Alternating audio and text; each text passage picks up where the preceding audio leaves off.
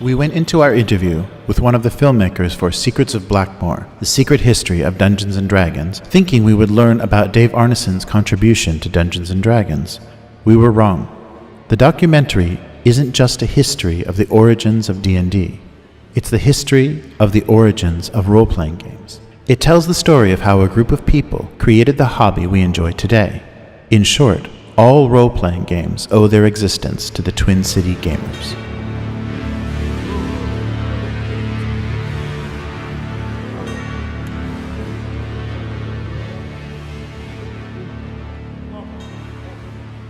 In this excerpt, Griff quickly takes us from a post-Civil War wargame to the first player-created character.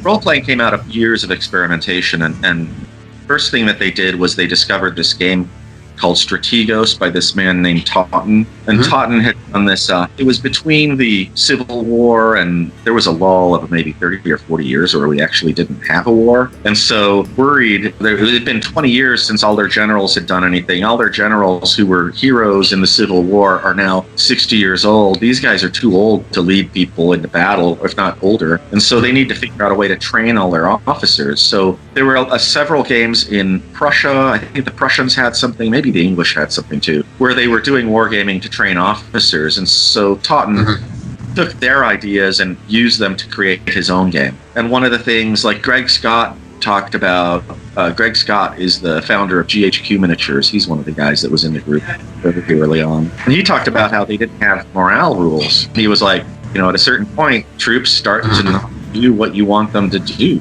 Is some shooting shells at them and they're getting skittish.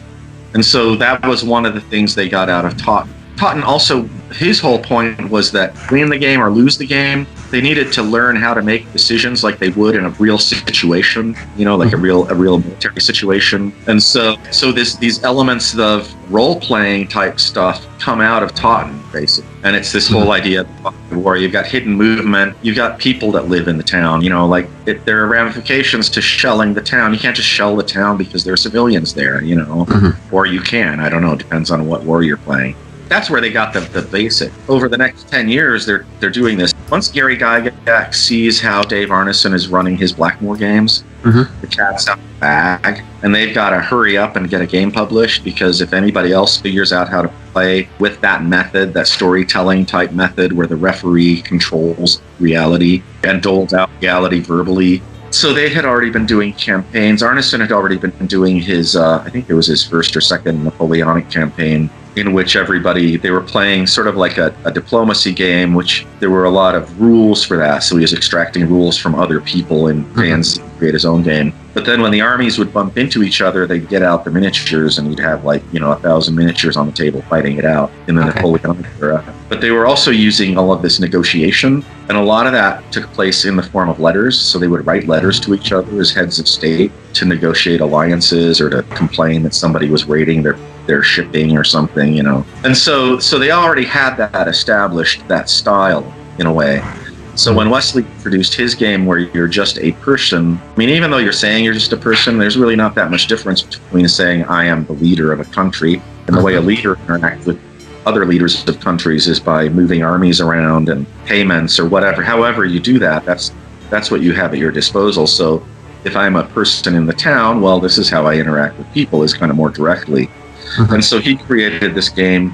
I think the big distinction with his game is that there really weren't any rules. They had sort of it's just a prototype, and he's just winging. I think Wesley is like one of the most significant points in the development of his games. And I don't think that any of the histories out there really give him the due credit that he deserves, because he has this game where he says, this is who you are, this is what you want, this is your objective, these are your enemies maybe. Whether it's positive or negative, he gives you an outline of who you are, and you go off, right? And the first game, he made a big mistake because he had his town set up in a room, and he'd have everybody in the other room, and they'd come in and have private meetings with him. And so what happens is they go in the other room and they're like talking, and they're like, oh, wait a minute, you're the sheriff of the town. I kind of need to talk to you. So he didn't know that his players just began to role play and negotiate with each other as their characters outside the room. And he, he's sitting alone. Everybody's having a blast in the other room. He thought it was just complete failure. So he, after a couple turns, he called everybody in and he said, like, this sucks. I'm sorry. Sorry I wasted your night with this crappy game. And everybody's like, what are you talking about? This is awesome. And the thing that is most notable about his game is that his objectives have nothing to do with combat, right? Mm-hmm. So like a lot of historians like to point at this other game called Corns, which was a man-to-man combat game. Okay. Corns it's a World War II single-figure combat game.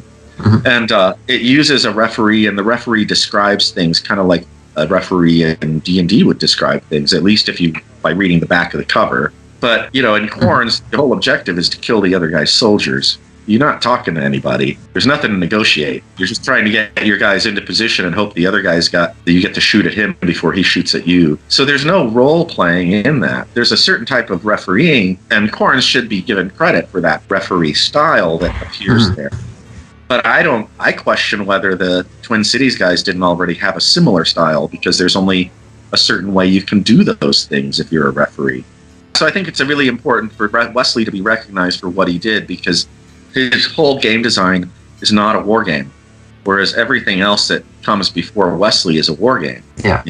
You're a person, this is what you want to do, you go out and do it, and other people are doing the same thing. And so they did that, and then probably the next significant point in these games is like the second one he runs, a woman plays in it. So like, I go online and I often see women gamers complaining that guys are being all jerks, and they're like, girls shouldn't, it's not, we're in the 2000s and women are still having to deal with this idea of like, girls shouldn't be playing war games. Well, I'm sorry, but the very second RPG, or girls shouldn't be playing RPGs, I guess. Very second RPG, a woman played in it. She was Dan Nicholson's wife, Helen Nicholson, and she's still alive. So, that's one of the things we found out that I thought was significant. It's just like, let's bury this whole gender thing, because you can have women gamers because they were there from the beginning. We were pretty sure that David Wesley's Brownstein began in about Christmas of 1968, and so you've got about 3 years before Arneson begins Blackmoor in there. Wesley's trying to refine this game and trying to understand how to do it, and he finally, by the fourth game, he figures out how to make it work, which is you just let people do whatever they want to do. And then as the referee, you tell them the result. So they get to do whatever they want, but then you tell them the result, whether it's good or bad. And then additionally, instead of being outside of the room, he's in the room with everybody. And if people want to negotiate, they can go off to side corners of the room and do it, or outside. But he's there watching everything that's happening. So in the fourth game, the interesting thing that happens is Dave Arneson becomes the first person to ever actually create his own character. It seemed like really simple, little tiny baby steps, right? But up until the time that Arneson does this, Wesley is creating characters and just handing them to people. And so you show up and he's like, you're the storekeeper, you're the bartender, you're the soldier, whatever. Everybody gets a sheet. And then it has their secret info. So before the fourth Brownstein, Wesley goes over to Dave Arneson's house, and Dave Arneson says, well, I got these things I want to do. And Wesley's like, okay. And he pulls out these pieces of paper, and Arneson has created facsimiles of a CIA agent ID, a letter from El Jefe, the leader of the country, different fake IDs, different documents, letters, things. Wesley's like, oh man, this is just going to unbalance my game. It's going to give Arneson an edge. And finally he decides, you know what? Just let him do it and see what happens, right? So Arneson, by creating this character with all these alternate IDs, proceeds to just win the game hands down. Convinces everybody that he's on their side. He allies with everybody, and then convinces them to give him $1 million, and then he leaves the town in a helicopter and spreads anti-government propaganda that's all over the town. But that's like a really, I don't know, to me that's really exciting. As a historian, it's really exciting like that. He created his own character. We're so used to that. And so with each step in the development of these games, you come up with these like landmarks. Like somebody had to be the first person to create their character, and it was Dave Arneson.